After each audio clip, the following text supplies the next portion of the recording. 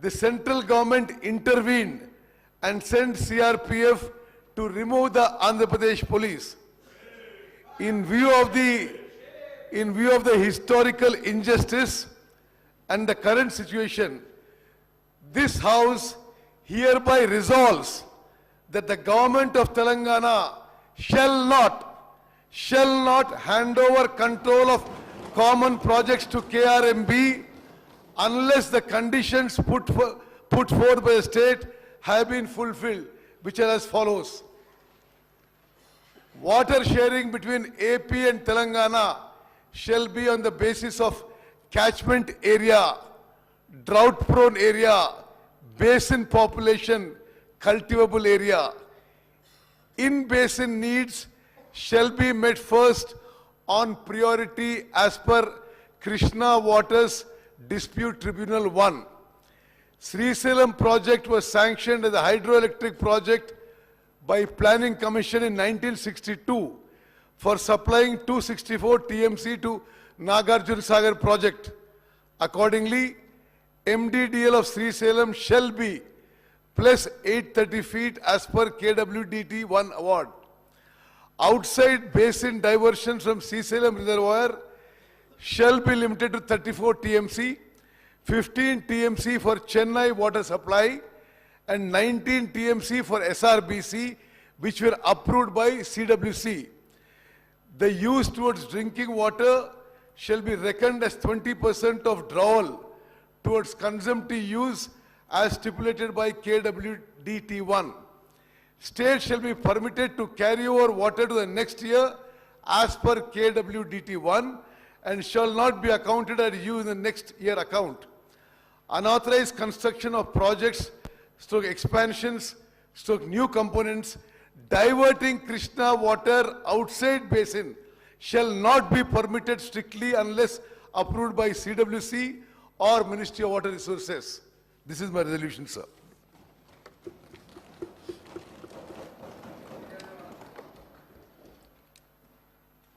Resolution moved. Now I requested the Minister for Irrigation explain the object of resolution. Speaker, sir, with your permission, I'd like to explain the aims and objects of the resolution and related issues through a PowerPoint presentation. We request for your permission for the same. Sir, very briefly, I'll try to cover certain issues regarding Krishna River projects and issues related to that, because ఈ గత 3-4 వారాల నుంచి తెలంగాణ రైతాంగానికి, తెలంగాణ ప్రజానీకానికి కొంత అపోహలు, అనుమానాలు ఉండే విధంగా కొందరు పెద్ద మనుషులు మాట్లాడుతున్నారు. ఈ విషయాలన్నీ నివృత్తి చేయడానికి and to state the facts on record, I am giving this PowerPoint presentation only to submit certain facts, figures and chronology of events. Next.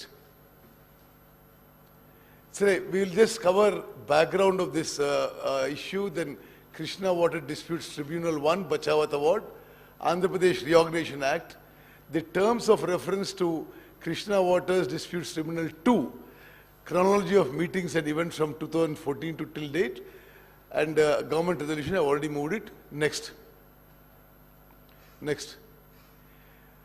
సరే, మీ అందరికీ తెలిసినట్టుగా భారతదేశంలో గంగా నది, గోదావరి తర్వాత కృష్ణా నది is the third longest river.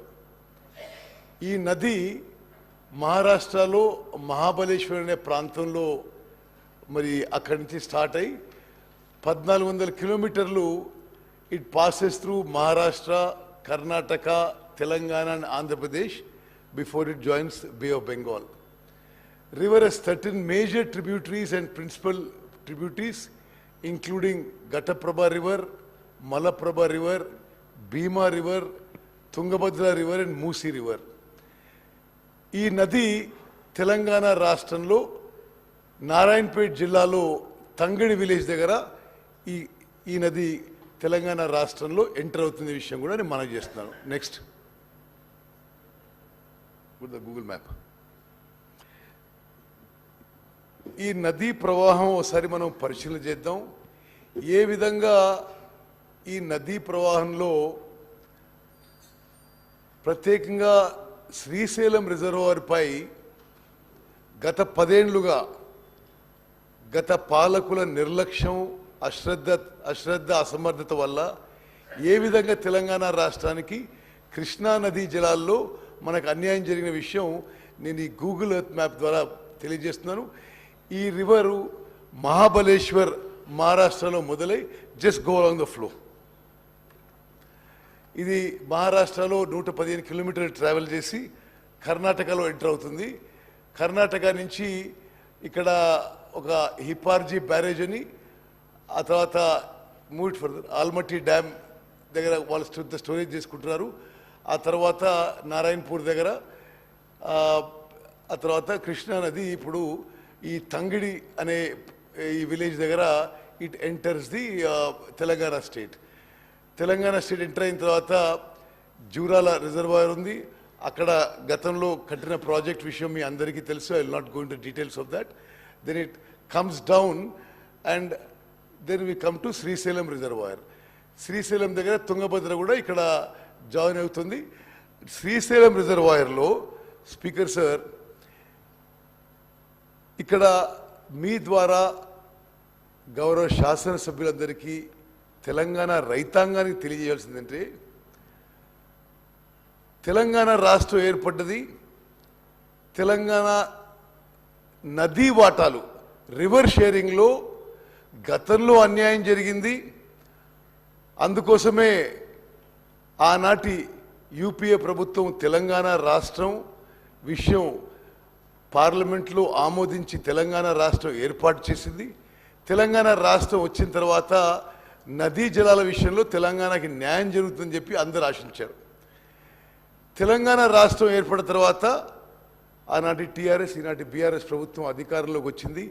ఈ 10 ఏళ్లలో గతానికంటే ఎక్కువ తెలంగాణ రాష్ట్రానికి కృష్ణా నదీ జలాల్లో అన్యాయం జరిగిన విషయం నేను ఫ్యాక్ట్స్ అండ్ ఫిగర్స్ మ్యాప్ ద్వారా మీ అందరికీ కూడా శాసనసభకి తెలంగాణ ప్రజానీకానికి తెలియదలుచుకున్నారు.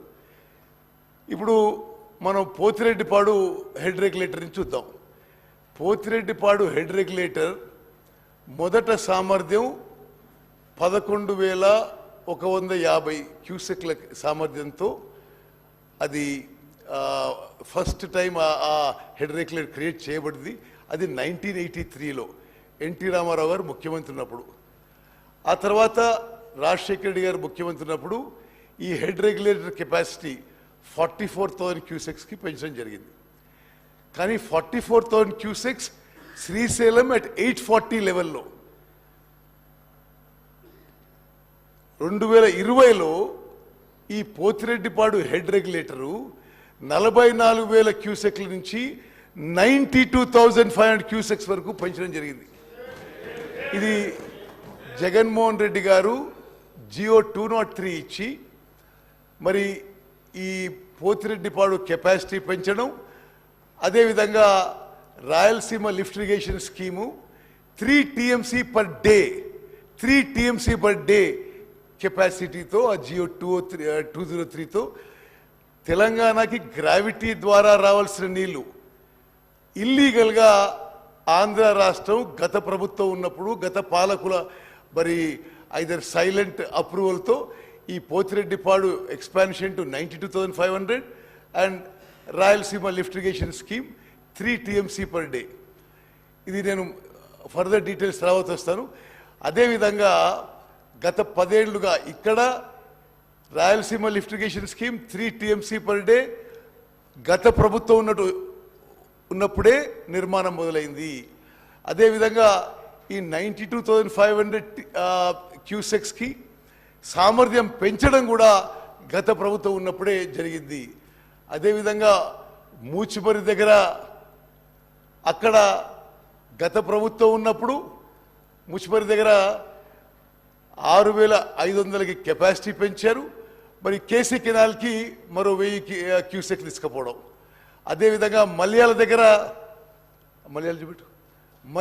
కూడా 2017లో మరి కెపాసిటీ ఇదివరకు ఉంది 3,850 క్యూసెక్స్ నుంచి 3,600కి పెంచడం జరిగింది.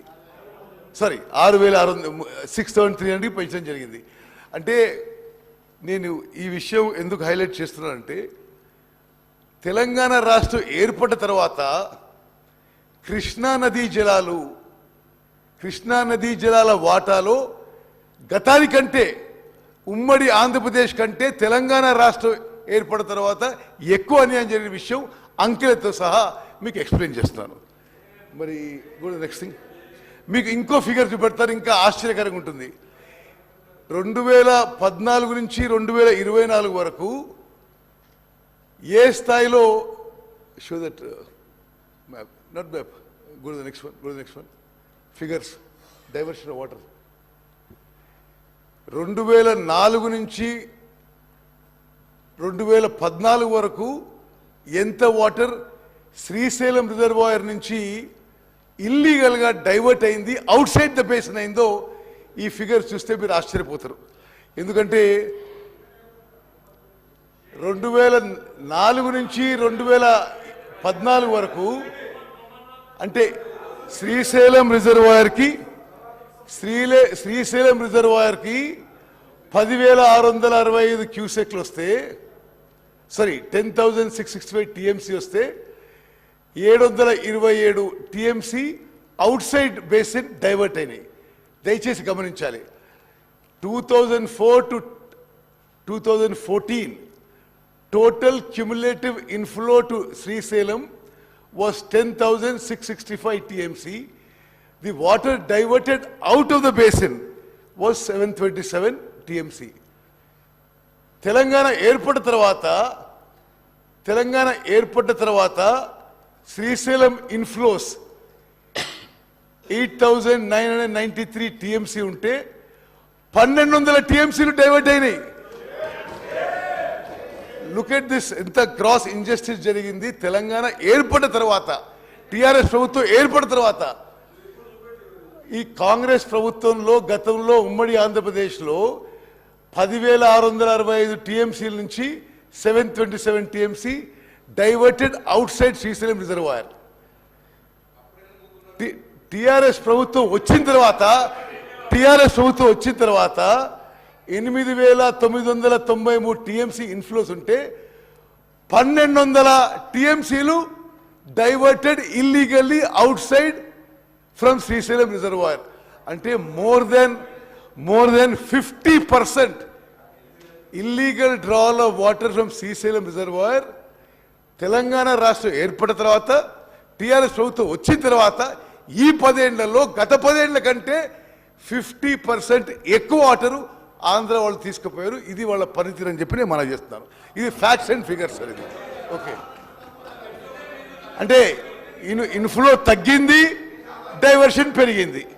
ఇన్ఫ్లో తగ్గింది, డైవర్షన్ పెరిగింది. Okay, next. అదేవిధంగా తెలంగాణ రాష్ట్రం ఏర్పడిన తర్వాత స్పీకర్ సార్, తెలంగాణ రాష్ట్రం ఏర్పడిన తర్వాత తెలంగాణ రాష్ట్రం తరఫున కృష్ణా నదీ జలాల కోసం ఈ ప్రభుత్వం చాలా ఇన్కాంపిటెంట్గా, ఇన్ఎఫిషియెంట్గా పనిచేసింది. ప్రపంచవ్యాప్తంగా దేశాల మధ్య కానీ రాష్ట్రాల మధ్య కానీ ఎప్పుడైనా నదీ జలాలు షేర్ చేసుకోవాల్సి వస్తే there are certain factors, known factors. Catchment area, then Helsinki rules అని, catchment area, drought prone area, cultivable area and population. ఇవన్నిటినీ రూల్స్ మరి ఏ కారణంగానో, మరి అవగాహన లేకనో, అసమర్థత వల్లనో గత టిఆర్ఎస్ ప్రభుత్వం తెలంగాణ ఏర్పడ్డ తర్వాత 2014లో 2015 నుంచి పోయిన సంవత్సరం వరకు కృష్ణా నదీ జలాల్లో కేవలం 299 టీఎంసీ అడిగి ఆంధ్ర